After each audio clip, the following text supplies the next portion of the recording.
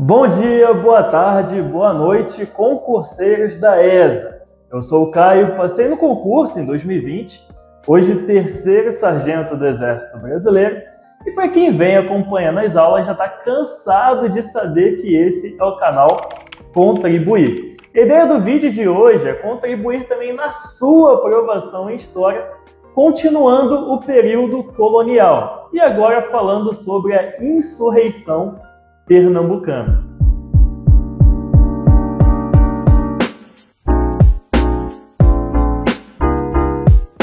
Na aula passada, a gente comentou que estava tendo aqui no Brasil muitas invasões estrangeiras e que isso acontecia principalmente por conta do domínio espanhol que se instalou aqui durante um tempo, consequente da União Ibérica, né? Vocês lembram disso?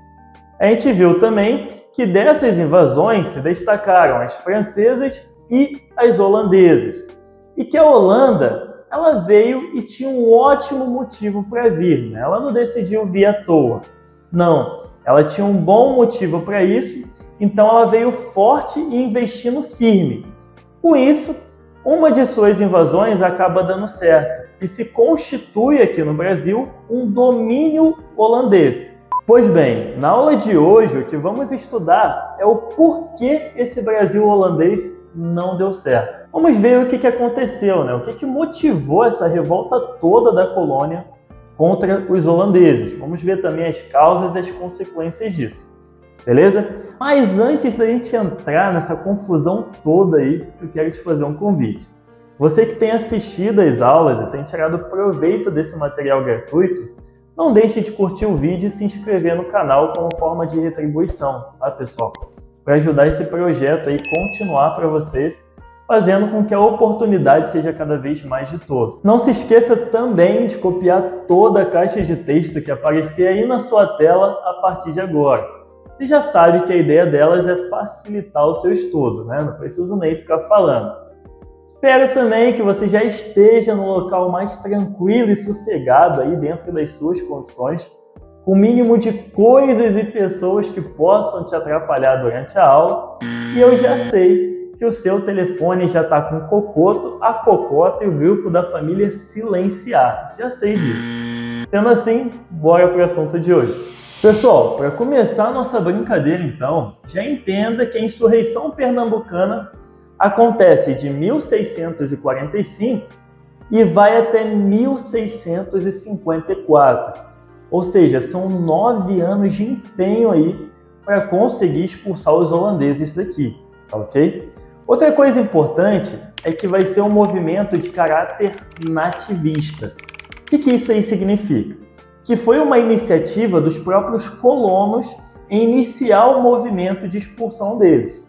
Não foi iniciativa da metrópole, nem de Portugal e muito menos da Espanha em vir aqui e iniciar a insurreição pernambucana. Não, foram os próprios moradores daqui que se indignaram com a Holanda e quiseram expulsá-la daqui a todo custo. Inclusive, no caso de Portugal, ele nem podia participar ou ajudar de alguma forma essa luta no início.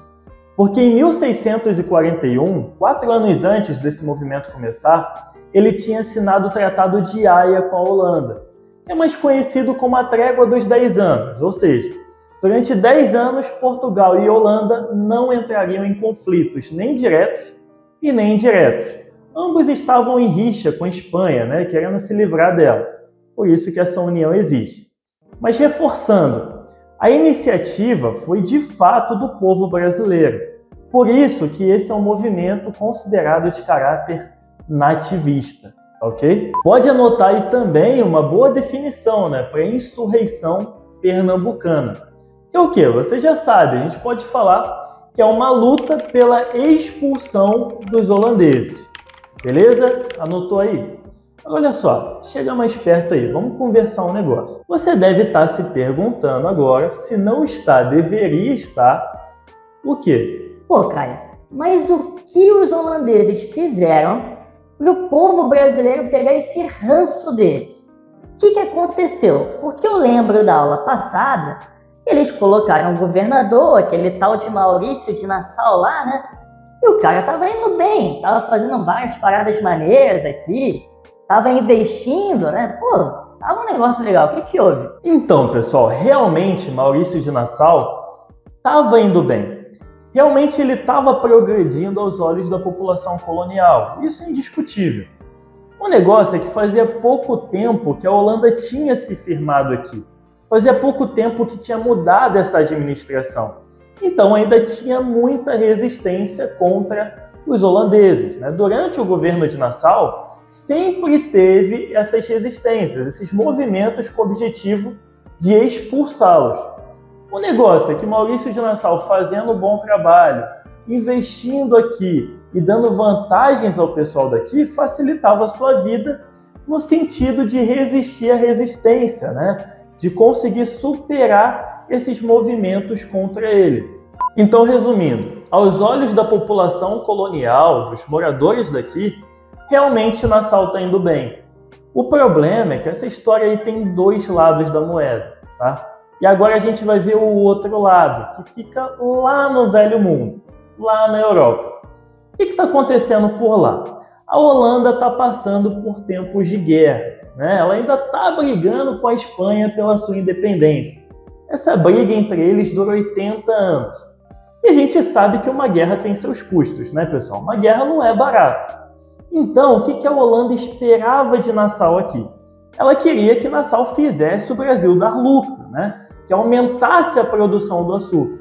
Mas isso não acontece. Coincidentemente, durante o governo de Nassau, a indústria açucareira passa por algumas dificuldades. Ou seja, isso significa que para os brasileiros, Nassau é legal. Porém, olhando do outro lado da moeda, na perspectiva dos holandeses, Nassau não é tão bom assim. Ele não é grande coisa. Ele está gastando dinheiro e não está retornando lucros.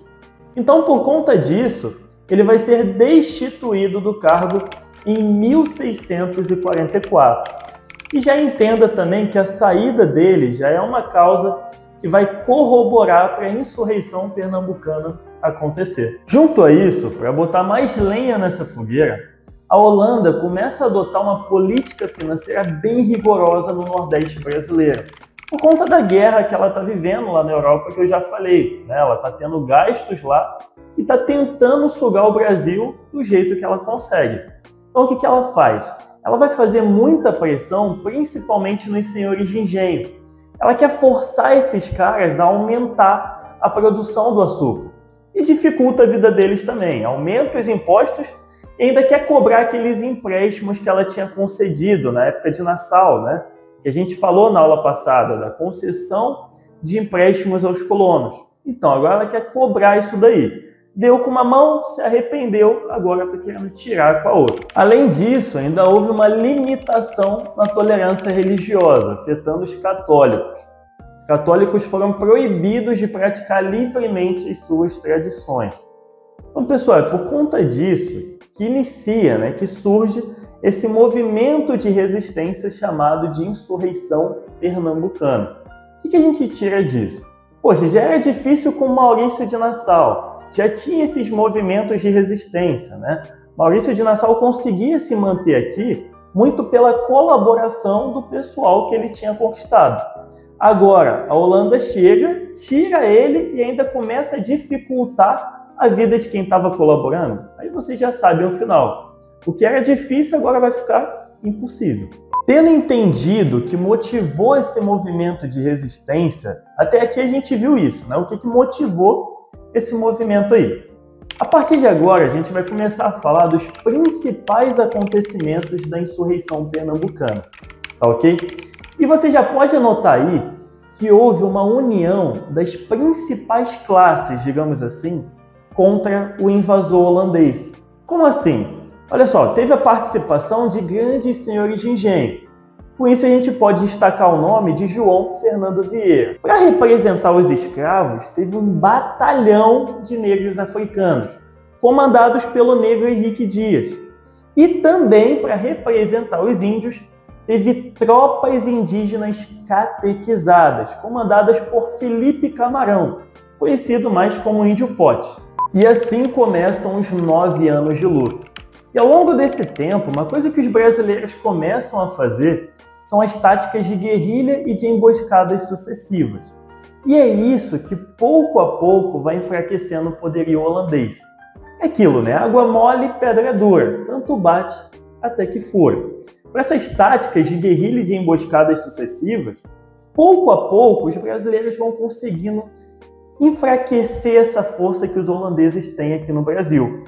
E também, além disso, Portugal ele começa a dar auxílio depois de um tempo, né? Ele começa a enviar reforços também, à medida que os colonos iam conseguindo êxito. Mas aí você, aluno sagaz, né, atento ao que está acontecendo, lança aquela pergunta. Ué, Caio, mas Portugal não tinha assinado aquele tratado de Haia lá com a Holanda? Que eles não poderiam entrar em atritos nem direta e nem indiretamente? Sim, mas eu acho que ele cagou para isso, tá? Ele não quis muito seguir o combinado, não. Até que em 1648 e em 1649, com praticamente total apoio português, os holandeses foram derrotados nas duas batalhas de Guararapes. E para facilitar ainda mais, lá do outro lado, no Velho Mundo, a Holanda entra em guerra com a Inglaterra no período de 1652 até 1654 e é derrotada. Aí você se pergunta, pô, Caio, a Holanda estava brigando com a Espanha, agora com a Inglaterra também? Ela é meio brigona mesmo. Mas o que isso tem a ver?